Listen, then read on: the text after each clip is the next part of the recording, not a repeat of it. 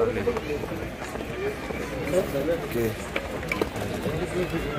ठिकाणी प्रचाराच्या निमित्ताने प्रभाग क्रमांक 10 मध्ये भारतीय जनता पक्षाचे माजी जिल्हाध्यक्ष सन्माननीय धैर्यशील कदम दादा, सन्माननीय माजी उपनगराध्यक्ष अविनाश कदम, आपल्या सर्वांचं लाडकं नेतृत्व सन्माननीय बाळासाहेब खंदारे बिनविरोध उमेदवार, हे सर्वच मान्यवर सभेच्या ठिकाणी उपस्थित होत आहेत। इतरही मान्यवर आपल्या सर्वांच्या मध्ये अगदी काही क्षणातच या ठिकाणी उपस्थित होतील।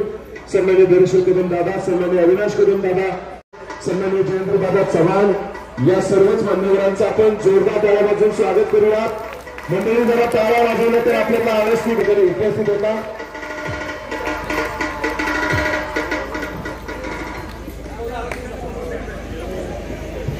आपल्या सर्वांच्या मध्ये उपस्थित होत आहेत।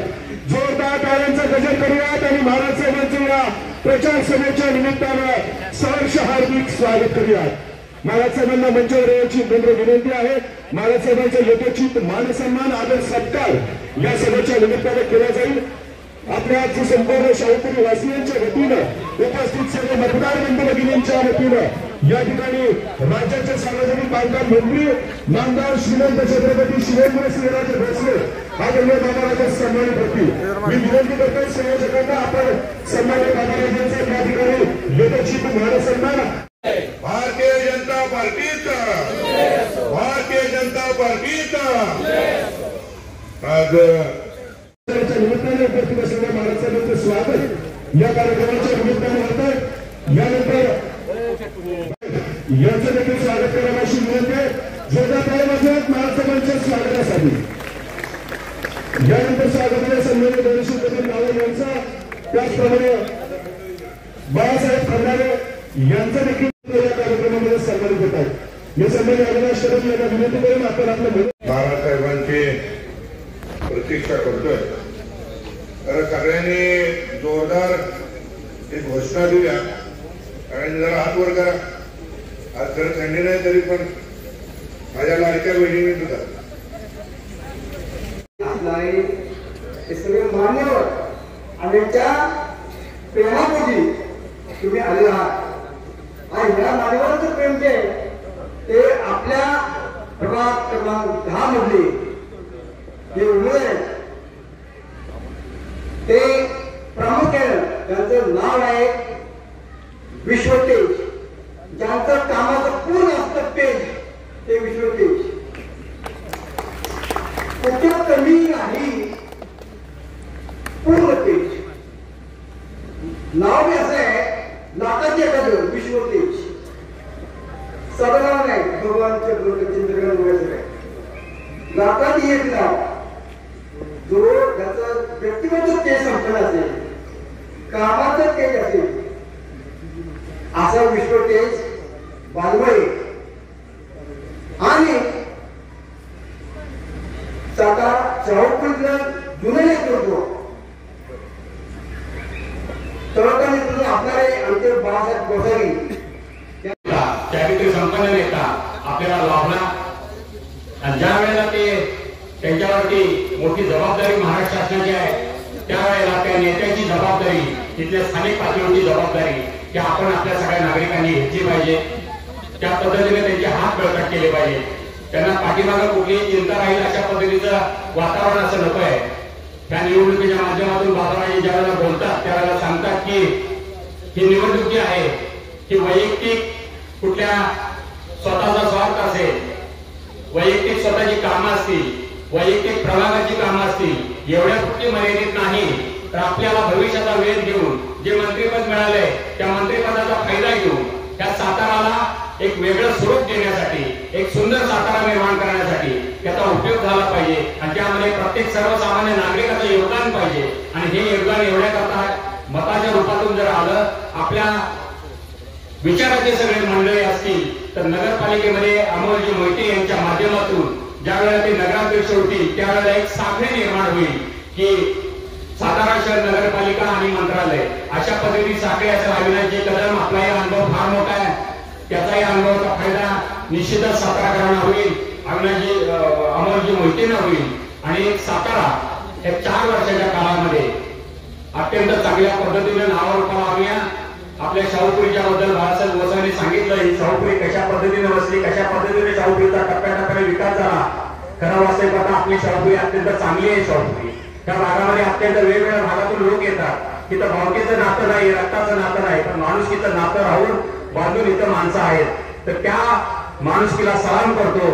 येत्या 2 डिसेंबरला बाबारायांचे हात बळकट करण्यासाठी त्यांनी दिलेल्या उमेदवारांच्या पाठीमागं श्री विश्वजित बालुबे आणि आमच्या भगिनी श्री विमल बाळासाहेब गोसावी यांच्या पाठीमागं आपण उभं राहावं, अशा पद्धतीने नम्र आवाहन करतो आणि माझे 2 शब्द संपवतो. जय हिंद, जय महाराज. प्रभाग क्रमांक 10 मधील उमेदवार विश्वजित बालगुडे आणि विमल बाळासाहेब गोसावी, तसंच नगराध्यक्ष पदाचे उमेदवार आमचे मित्र अमोलजी मोहिते यांच्या प्रचाराची कोपरा सभा. बऱ्याच वक्त्यांनी सांगितलं की शाहूपुरीचा विकास झाला म्हणून कसा झाला, पण खरोखरी सांगतो, जर नेता द्रष्टा असेल तर विकास होतो. नामदार श्री शिवेंद्रसिंहराजे भोसले यांच्या माध्यमातून गेल्या 4 वर्षात सातारा नगरपालिका 3 वर्षात नगरपालिकेकडे 400 कोटीचा निधी महाराष्ट्र शासनाकडून आला आणि ज्याच्यामुळं सातारा शहरात जे रस्ते दिसत आहेत, पाणी पुरवठ्याची योजना दिसत आहेत, विविध कामं दिसत आहेत, याचं मुख्य श्रेय श्रीमंत छत्रपती शिवेंद्रसिंहराजे भोसलेंना. आपले दुसरे नेते उदयन महाराज जे आहेत, खासदार आपले श्रीमंत छत्रपती उदयनराजे यांच्या माध्यमातून सुद्धा केंद्र सरकारच्या काही योजनांच्या लक्ष आले आणि त्याच्यामुळे आपल्याला बऱ्यापैकी आपल्या या प्रभागामध्ये यायचं भाग्य मला मिळालं.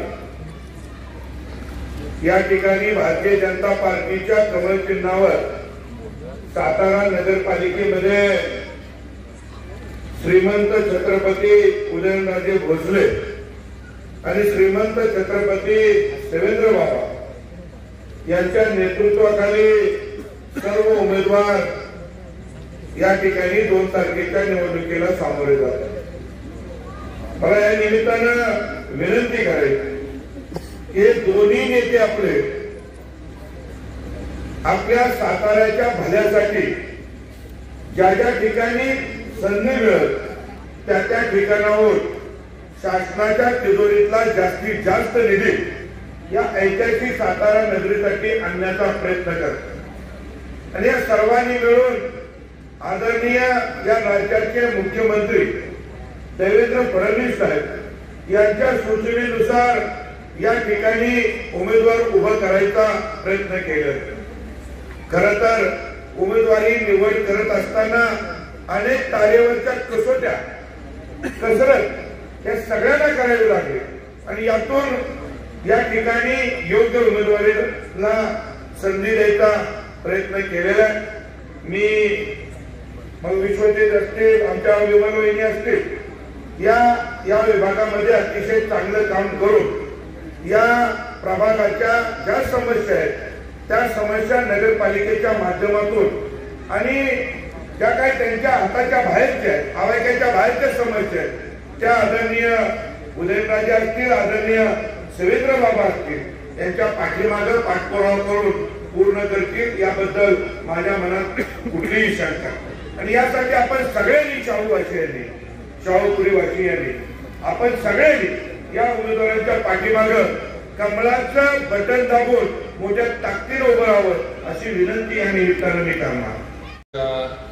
सार्वत्रिक निवडणुकीच्या प्रचाराच्या निमित्तानं आज आपण आपल्या प्रभाग क्रमांक 10 मध्ये प्रचारासाठी ही कॉर्नर मीटिंग इथं घेतली. या मीटिंगला उपस्थित असलेले आमचे जिल्ह्याचे माजी अध्यक्ष आणि आमचे भारतीय जनता पार्टीचे नेते मान्य धैर्यशीलदादा कदम, त्याचबरोबर आपले नगराध्यक्ष पदाचे उमेदवार मान्य श्री अमोलजी मोहिते, भारतीय जनता पार्टीचे दुसरे अधिकृत उमेदवार मान्य विश्वतेज बालगुडे, आपल्या भारतीय जनता पार्टीच्या अधिकृत 3रा उमेदवार सौ विमल बाळासाहेब गोसावी, त्याचबरोबर या प्रचार सभेला उपस्थित असलेले मान्य भारत भोसले सर, मान्य राजेंद्र मोहिते सर, मान्य अरविंद चव्हाण, मान्य बाळासाहेब निकम, त्याचबरोबर मान्य सुरेश पांढरपट्टे साहेब, मान्य बाळासाहेब गोसावी, मान्य मंगेश जाधव, चांदेव बागर, नरेंद्र चव्हाण, त्याचबरोबर अविनाश कदम दादा, त्याचबरोबर धैर्यशील मलांचं नाव मी केलं, हे सर्व सगळेच मान्यवर या ठिकाणी या प्रचार सभेसाठी उपस्थित आहेत. थोडं मेळ्याला प्रचाराला गेलो होतो, तिथली पण नगरपंचायत ही निवडणूक चालू आहे, त्यामुळे मला यायला उशीर झाला, त्याबद्दल दिलगिरी व्यक्त करतो. वेळ पण थोडा राहिलाय, कारण 10ला आपला जाहीर प्रचार बंद करायला लागतो. त्यामुळे थोडक्यातच मी माझं मनोगत या ठिकाणी व्यक्त करणार आहे. आपल्या सगळ्यांना माहित आहे, आपण नगरपालिकेच्या निवडणुकीला आता सगळेजण सामोरं जातोय. यापूर्वी आपला शाहूपुरीचा सगळा भाग हा ग्रामपंचायतीत होता आणि मागच्या कालावधीमध्ये आमदार म्हणून मी प्रयत्न केला. अजितदादांकडे पाठपुरावा करत राहिलो आणि अजितदादांच्या उपमुख्यमंत्री पदाच्या कालावधीमध्ये सातारची हद्दवाढ ही त्यांनी आपल्याला मंजूर करून दिली आणि मग हा संपूर्ण भाग जो आहे शाहूपुरी, वीरवाडी, पिलेश्वरी नगर, खेडचा काही भाग, वीरवाडीचा काही भाग आणि शाहूनगर, विलासपूर अशी संपूर्ण हद्दवाढ आपली झाली आणि आपण सगळे नगरपालिकेमध्ये आलो. आज आपण प्रचार करतोय. आता या निवडणुकीच्या शाहूपुरीमध्ये अनेक लोक भाजपच्या अधिकृत उमेदवारांच्या विरोधात उभे आहेत आणि या उमेदवारांकडे जर तुम्ही बघितलंय, अपक्ष उमेदवार जे उभे आहेत त्या सगळ्यांकडे तुम्ही बघितलं तर मला खरंच माणसं किती दुटप्पी असू शकतात हे या लोकांकडे बघितल्यानंतर आपण कळतं, हे लक्षात घ्या. हे आज या शाहूपुरीमध्ये जे उमेदवार अपक्ष निवडणूक लढवतात ते तुम्हाला जर आठवत असेल सगळ्यांना, शाहूपुरी वासियांना, की याच लोकांनी हद्दवाढीला विरोध केला होता. याच लोकांनी स्थानिकांच्या डोक्यात घातलं होतं की हद्दवाढ केली, टॅक्स वाढल, तुम्हाला भरमसाठ पैसे द्यायला लागतील आणि हद्दवाढ नको. हीच मंडळी संजय पाटलांच्या नेतृत्वाखाली हायकोर्ट पर्यंत गेली होती की हद्दवाढ होऊ नये म्हणून. ही वस्तुस्थिती आहे, काय मी माझ्या मनाचं सांगत नाही, घडलेलं सांगतोय. आणि आता याच लोकांना गडबड लागली की आम्हाला नगरसेवक व्हायचंय, नगरपालिकेत जायचं.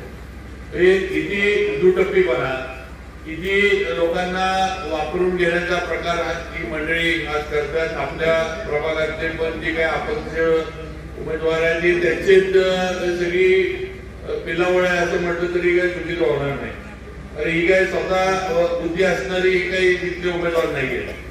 हे सगळे उमेदवार जे आहेत ते दुसऱ्याच्या बुद्धीनं चालणारे आणि दुसऱ्याच्या इशाऱ्यावर कठपुतलीसारखे नसणारे हे अपक्ष उमेदवार आपल्या प्रभागातले ते आपण मतदार बंधू भगिनींनी लक्षात घेतलं पाहिजे. आज हद्दवाढ का नको याचा विचार आपण करा की या लोकांनी हद्दवाढीला विरोध का केला. आमची इच्छा होती, आम्ही प्रयत्न करत होतो की हद्दवाढ झाली पाहिजे. यांचं म्हणणं होतं की नाही झाली पाहिजे आणि हद्दवाढ न होण्यामागं तुमचं काहीतरी भलं व्हावं किंवा या शाहूपुरी परिसराचं भलं व्हावं ही भूमिका, ही इच्छा नव्हती. तर आपलं राजकीय वर्चस्व आणि आपलं राजकीय वलय हे कायम टिकलं पाहिजे आणि ग्रामपंचायतीचा मालक म्हणून मला कायम बसता आलं पाहिजे.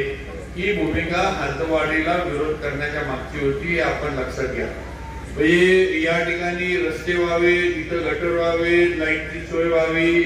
या ठिकाणी आता पप्पूच्या इथं आपण बॅडमिंटन हॉल मला वाटतं बांधलाय, आपण गार्डनचं काम चालू केलंय. आज रांगोळी कॉलनीत स्विमिंग पूल आपण बांधतोय. आज आपले रस्ते जे सगळे होते सगळे रस्ते आपण प्रत्येक कॉलनीतले आज पूर्णत्वाला नेले. आज प्रत्येक कॉलनीत जिथं जिथं ओपन स्पेसेस आपल्याला कॉलनीत दिल्या त्या ओपन स्पेसवर काही ठिकाणी आपण मुलांसाठी बास्केटबॉल कोर्ट बांधले, काही ठिकाणी आपण समाज मंदिर बांधले. पाटणे सरांच्या इथं आपण त्यांच्या लायब्ररीला जागा पैसे उपलब्ध करून दिले.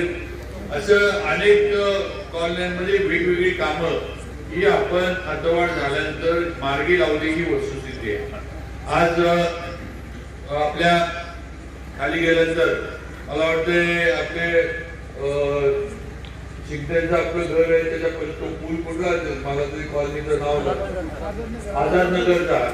आझाद नगरचा पूल आपण 80 लाख रुपये खर्च करून बांधला आणि त्या संपूर्ण भागाला यायची जायची सोय झाली. पलीकडे आपली ती मला वाटते गार्डन बरोबर ना, गार्डन सिटीला संपूर्ण शाहूपुरीचा भाग हा गार्डन सिटीला आणि मोळाच्या ओढ्याला सहजासहजी जोडला गेला. ही वस्तुस्थिती आपण लक्षात घेतली पाहिजे. आज ते इथं भारत भोसले सर आहेत, राजेंद्र मोहिते हे सगळे काम करत होते ग्रामपंचायतीमध्ये. राजेंद्र मोहिते सर आपले प्रतिनिधी म्हणून काम करत होते.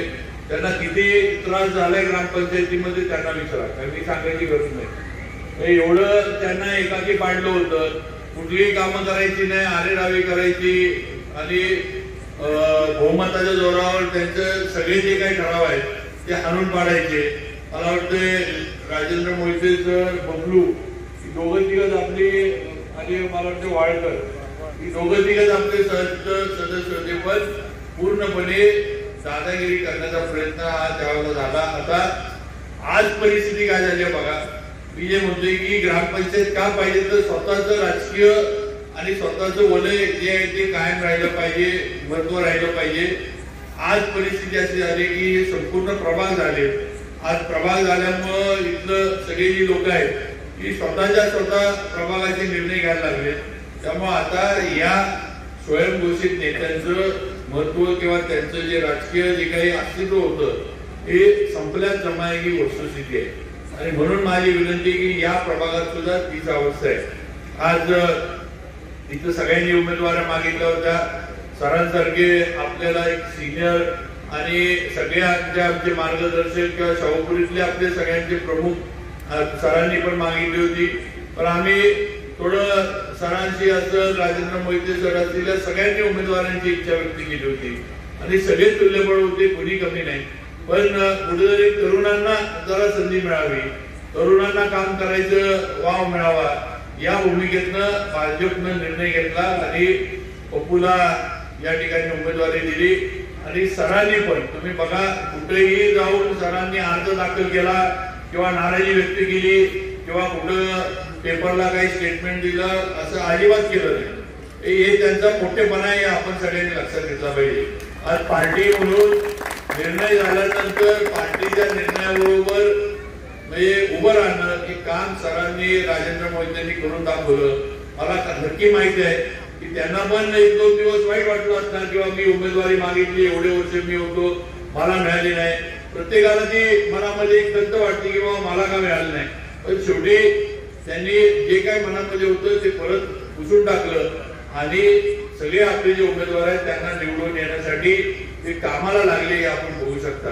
आणि म्हणून माझी आपल्याला विनंती की आज अशा नेतृत्वांच्या मार्गदर्शनाखाली आम्ही सगळेजण काम करतोय. आज म्हणजे कुणी जरी नगरसेवक झालं तरी मी आज नक्की इथं ठामपणे सांगतो की आमचे शाहूपुरीचे नेते हे भारत भोसले सरच असणार आणि इथला जो काही आमचं कामकाज आहे भले नगरसेवक ब ग ड कुणी होईल पण शेवटी इथलं जे कामकाज आहे, इथलं जे नियोजन आहे आणि इथं जे विचारलं जाईल ते पहिलं भारत भोसले सरांना विचारलं जाईल आणि मग बाकीच्यांचा निर्णय केला जाईल. हे आपण सर्वांनी या ठिकाणी लक्षात ठेवावं आणि त्याप्रमाणे आपण सगळ्यांनी आता ताकदीनं भाजप बरोबर राहावा. आमची गाठ ही विकासाची आहे, आमची गाठ ही आपल्या शाहूपुरीच्या प्रगतीची आहे. आम्हाला शाहूपुरीमध्ये अजून अनेक गोष्टी करायच्या आहेत. आपण आता शहरामध्ये आलोय, आज आपल्या इथं मंडई नाहीये, कुठेतरी एक चांगली मंडई जर उभा करता आली आपल्याला तर आपल्याला शहरामध्ये जायला लागणार नाही. हे आपण विचार केला पाहिजे. प्रत्येकानं मी परवा पण प्रतीक मोदीच्या प्रभागात होतो, मी तिथं पण सांगितलं की आपण जर सातारकर म्हणून किंवा शहरवासी म्हणून नुसतं माझ्याच कॉलनीचा रस्ता, माझ्याच कॉलनीचं गटर आणि माझ्याच दाराचं डांबर नीट झालं पाहिजे असं जर आपण विचार करत बसलो तर आपल्या शहराला आपण पुढे नेऊ शकत नाही. लक्षात घ्या, आपण आपल्या कॉलनीतनं आपल्या रस्त्यावरनं आपली ती कामं तर नगरपालिकेने केलीच पाहिजेत. ते नगरपालिकेचं काम आहे, कर्तव्यच आहे, तर काही नवीन नाही. पण मोठी मोठा विचार आपण केला पाहिजे की आज सातारा वाढतंय, आज साताराला आयटी पार्क आपल्या राज्य सरकारने दिला, आज आयटी पार्कची उभारणी लिमखिंडीमध्ये सुरू झाली आहे, आज आपल्याला अजून अनेक गोष्टी इथं करायच्या आहेत। आज आपण रिंग रोड या विभागात आपल्या वरच्या बाजूने आज प्रस्तावित केला पीडब्ल्यूडी कडे, जो थेट शाहूनगर विलासपूर पासून हे अशा पद्धतीने जुन्या मेढा रस्त्याला आपण आणून जोडतोय, ज्या यानं एकतर आपल्याला येण्या जाण्याची सोय होईल, साताऱ्यातली वाहतुकीची कोंडी कमी होईल। आज जे जाऊन आपल्या समर्थ मंदिर बोगदा परिसरामध्ये आपण बघतो, आदलवाड्यावरनं ज्यावेळी काचचं ट्रॅफिक सुरू होतं, पर्यटक ज्यावेळी यायला लागतात, आज 2-2-3-3 तास लोक घाटामध्ये आणि समर्थ मंदिर आणि बोगद्याच्या परिसरामध्ये अडकून पडतात। हा अनुभव आपण सगळ्यांनी सातारकरांनी घेतलाय। त्यामुळे या कोंडीला जर पर्याय काढायचा असेल तर एक मोठा रिंग रोड झाला पाहिजे आणि त्याचं नियोजन आम्ही केले। आणि हा रिंग रोड आम्ही थेट विलासपूर शाहूनगर पासून आपल्या जुन्या मेढा रोड पर्यंत आपण हा रिंग रोड आंबेदरे मारदरे असा करून आपण आणतोय की ज्यानं त्या परिसरात थोडंफार जे काही जमिनी आहे त्यांना पण किंमत येईल, त्या ठिकाणी पण शहर वाढण्यामध्ये मदत होईल आणि दुसरं म्हणजे आपल्याला सुद्धा दळणवळणाची चांगली सोय होईल। हा एक प्रयत्न आमचा आहे आणि हा रिंग रोड आपण पीडब्ल्यूडी कडनंच करतोय। तुमच्या आशीर्वादानं मी आमदार झालो, त्याच्यानंतर मी पीडब्ल्यूडीचा मंत्री झालो, त्यामुळे या रिंग रोडला मंजुरी देणारा पण मीच आहे, हे पण तुम्हाला सांगतो। त्यामुळे असं काही दुसरीकडे कुठं आपला प्रस्ताव जाणार आहे असं नाही, तो माझ्याकडेच येणार आहे। थोडं आता सरकारी अधिकारी त्यांना माहित आहे सगळा लाल पिठीचा कारभार सगळं फिरून यायला लागतं एवढाच विषय आहे, पण लवकरच आपण सगळा आपला प्रस्ताव फिरवून मंजुरीसाठी आणू। आज दुसरं माझी एक हे आहे की आपण क्रिकेटसाठी एक स्वतंत्र स्टेडियम आपल्या इथं झालं पाहिजे। आज आपलं शाहू स्टेडियम आहे, पण त्या ठिकाणी मुलांना किंवा रणजीच्या मॅचेस, इतर मॅचेस, राज्य स्टेटच्या मॅचेस खेळता येत नाहीत, कारण आज शाहू स्टेडियमची जी बाउंड्री आहे ती आता जी त्या रणजीच्या यायला पाहिजे तेवढी आपली बाउंड्री नाही आहे। त्यामुळं एक हे फक्त क्रिकेटसाठी डेडिकेटेड स्टेडियम हे साताऱ्यामध्ये उभा करण्याचं नियोजन आपण केलंय। आज नगरपालिकेची खत्तर सिटीमध्ये 13 एकर जागा, त्या ठिकाणी नगरपालिकेचं त्याच्यावर आरक्षण आहे, त्या ठिकाणी जे आहे ते क्रिकेट स्टेडियम आपण उभं करायचं नियोजन केलेलं आहे। त्याचे प्रस्ताव आपण शासनाकडे दाखल करतोय आणि MCA महाराष्ट्र क्रिकेट असोसिएशनचे कमलेश पिसाळ यांच्याशी पण माझं बोलणं झालंय, ते याचे सचिव आहेत महाराष्ट्र क्रिकेट असोसिएशनचे, त्यांनी पण सांगितले की बाबा तुम्ही सुरुवात करा, आम्ही सुद्धा असोसिएशन कडनं पैसे घालू आणि मेंटेनन्स वगैरे आम्ही आमच्याकडे घेऊ। माझं वैयक्तिक मला विचारलं तर माझं मत असं आहे की जर पुण्याच्या इथं माळुंग्याला इंटरनॅशनल मॅचेस त्या स्टेडियमवर होऊ शकतात, तर साताऱ्यानं काय घोडं मारले, साताऱ्यामध्ये का नाही इंटरनॅशनल मॅचेस होऊ शकत? तिथं जर लोक खेळतात तर आपल्या इथं पण एक खेळाडू खेळायला आले पाहिजेत, आपल्या इथं पण इंटरनॅशनल मॅचेस झाल्या पाहिजेत आणि हे करणं शक्य आहे, हे काय अवघड नाही आहे। फक्त आपल्याला जे सगळं स्टेडियम जे आहे हे इंटरनॅशनल दर्जाचं आपल्याला करायचंय आणि त्याप्रमाणे आपल्याला नियोजन करायचंय, ते आपण लक्षात घ्या। आज कासचं पाणी आवीला सांगितले, कासचं पाणी आपण अडवलं, आज धरणामध्ये पाणी आहे, पण आपली पाईपलाईन छोटी असल्यामुळे आपल्याला ते पाणी पूर्णपणे सातारला आणता येत नाही। आज आपण राज्य सरकार आणि केंद्र सरकारनं नवीन पाईपलाईनचं काम चालू केलंय, 1 ते 2 किलोमीटर पाईपलाईन ही साधारण मला वाटते गणेश टेकडीपर्यंत येऊन तिथं हे काम चालूच आहे, ते काय थांबलेलं आहे, पावसाचं थोडं थांबलं होतं, पण 2-1 किलोमीटरची पाईपलाईन टाकली की कासचं जे वाढीव पाणी साठा झालंय तलावामध्ये तो पाणी साठा सातारपर्यंत येईल आणि आपल्या परिसराला सुद्धा कासचं पाणी उद्याच्या काळामध्ये मिळेल, हे आपण सर्व माझ्या मतदार बंधू भगिनींनी लक्षात ठेवलं पाहिजे। अशा पद्धतीने आपण नियोजन करतोय, बरेच अजून मोठमोठे प्रकल्प आपल्या येतात आणि हे सगळं करायचं असलं तर शेवटी राज्य सरकार आपल्या मागे पाहिजे, शेवटी केंद्राचा मदत आपल्याला मिळाली पाहिजे। आपली स्वतःची नगरपालिकेची क्षमता जी आहे ती आपली कमी आहे।